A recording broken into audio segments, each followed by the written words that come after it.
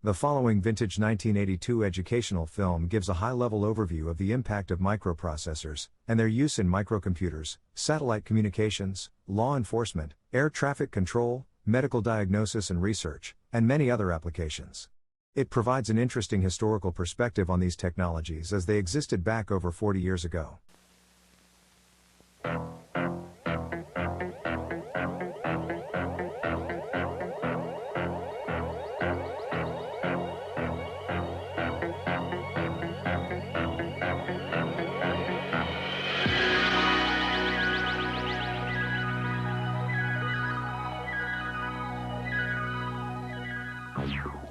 Today, an information revolution is changing dramatically the face of business and the fabric of society in the United States. This little piece of silicon is revolutionizing the way we live. This tiny chip is a complete, complex, sophisticated computer. And because of its size, we call it a microcomputer. It can monitor events that range from the operations in an oil refinery to the water temperature in your dishwasher. It'll process information, it'll search its memory for data to match with it, it'll store new data, it'll make calculations, it'll feed back the information to an operator through a display, and it'll finally control the process for which it has been programmed. Communication satellites are helping to stimulate growth in global education and information sharing as part of a projected $500 billion information industry. Across America and around the world, satellites are increasing the reliability of long-distance calls and worldwide coverage of news and sports events on home screens. The Industrial Revolution expanded the strength of man's muscles in the reach of his hand.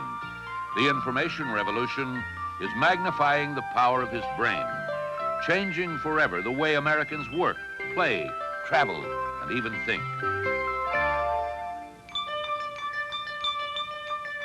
The first big electronic computer, built in 1946, filled a 30 by 50-foot room, contained 18,000 vacuum tubes, and weighed more than 30 tons. Newsreel audiences marveled at the stories of the mathematical wizardry of these magic brains. Computing the position of the moon over a 200-year period was one of the earliest examples of the new computer technology. Problems that once took the human mind 7 years to solve now were answered in just 7 minutes. Knowledge would double and double again in 30 years.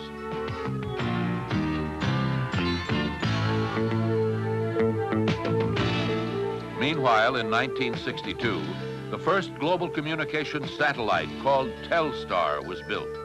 The 170-pound satellite was mounted on a Thor Delta rocket and then launched into space.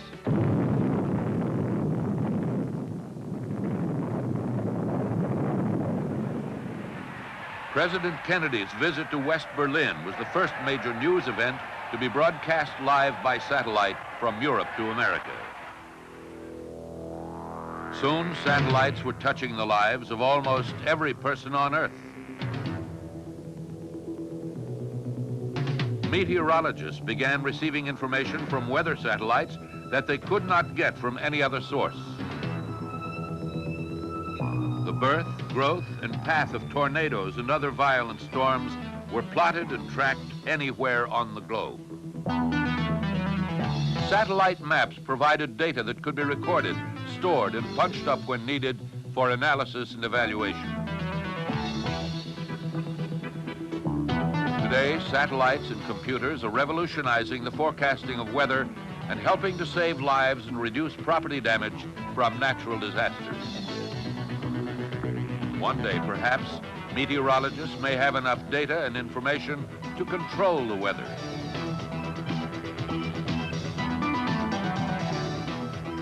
Computers shrank in size and cost as transistors replaced vacuum tubes.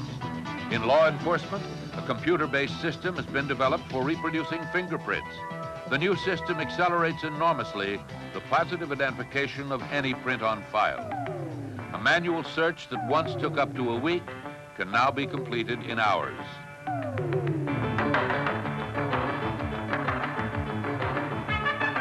The long arm of the law is getting longer and developing more muscle thanks to the information revolution.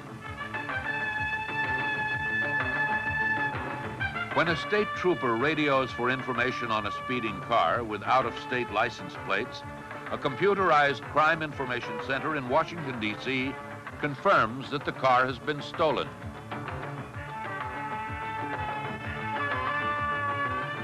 Alerted to the possibility that the driver may be armed and dangerous, the state trooper can call for reinforcements and make the arrest with a minimum of risk.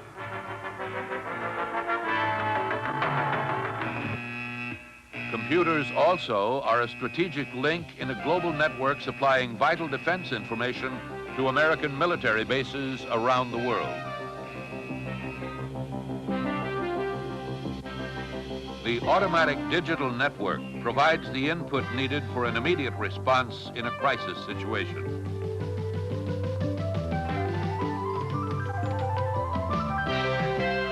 In 1976, 2 Comstar satellites were launched to increase still further the diversity, flexibility, and reliability of telecommunications.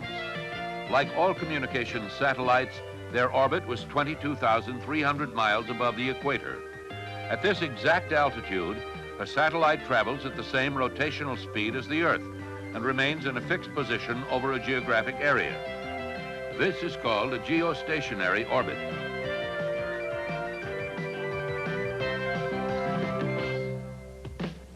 Today, Comstar satellites weigh about 3,500 pounds and are some 20 feet tall.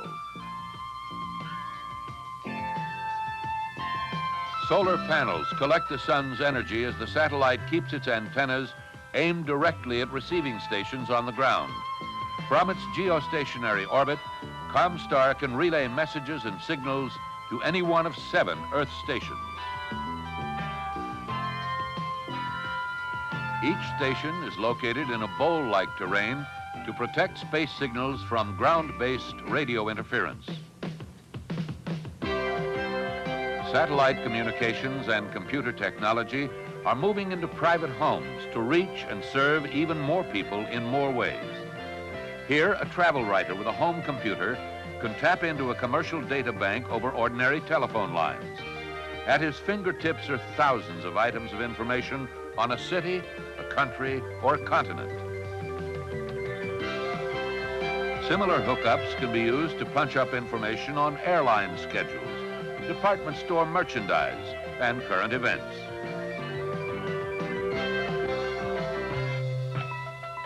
Distance and time are shrinking as commercial and cable television cover the world. There is hardly a major sports or news event anywhere in the world that cannot be seen live on commercial or cable television.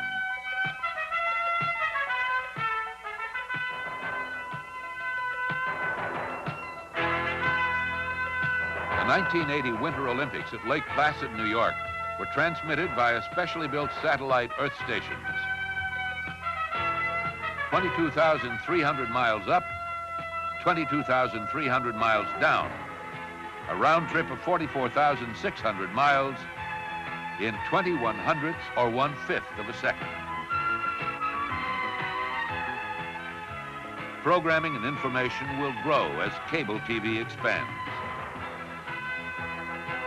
In computer technology, silicon chips are today etched with circuits powerful enough to book seats on a jumbo jet, cut complex fabrics of cloth, and help children learn. The computers on a chip, called microprocessors, contain 100,000 transistors, yet they are smaller than the average fingernail. Glenn Peniston explains. This powerful new technological tool, the microcomputer, unlike the many advances that the space age spawned, didn't even exist until 3 years after man set foot on the moon. It was born out of the desire to further shrink the size of the computer. Now, smaller size means fewer components and hence greater reliability. And it means a large reduction in power requirements, hence significant energy saved. The progression from the concept of the microcomputer to the industrial usage to the impact on us, the individual, has really been startling, and we measure it in months and not in years. Business, vacations, going away, coming home, a new society, people on the move, depending on the information revolution for a safe flight and a smooth landing. Flight controllers use computers to process radar information and update the identity, speed, and position of an aircraft in flight. Translated into letters and numbers called alphanumerics, the data enables controllers to handle the tens of thousands of aircraft that fly hundreds of millions of miles a year.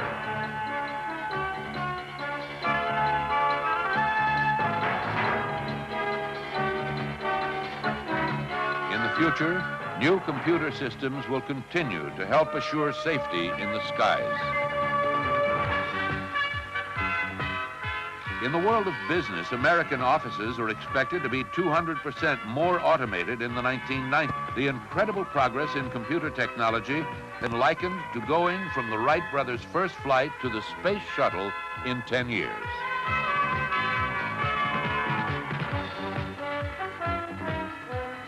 Today's electronic office, a video terminal, a keyboard, and printer, providing greater productivity. From an electronic listing of pending items, the operator makes a selection. Editing can be done, if needed, before the communication is transmitted. To send, just touch a button. Cleveland, Zurich, London, any place in the world, in whatever language is appropriate.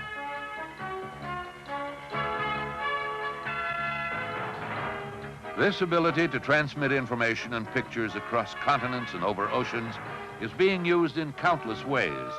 Case in point, a physician in Paris is not sure of her diagnosis and would like additional medical information.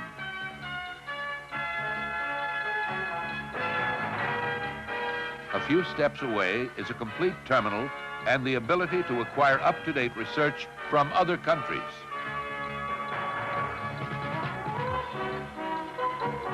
Within seconds, the request is flashed across the Atlantic and relayed to Johns Hopkins Hospital in Baltimore, Maryland. The request is processed, the information programmed, and the response sent on its way to Paris. Medical science and computer technology, partners in diagnosing illnesses and saving lives. Around the world, the information revolution is changing the nature of what people do and how they do it, putting at their fingertips the collective capabilities of the human race in solving mankind's most challenging problems and improving the quality of life for everyone on planet Earth.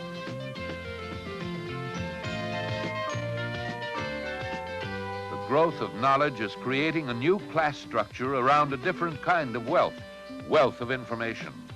Instead of the haves and have-nots, the information revolution may one day divide peoples and nations in future generations into the knows and know-nots.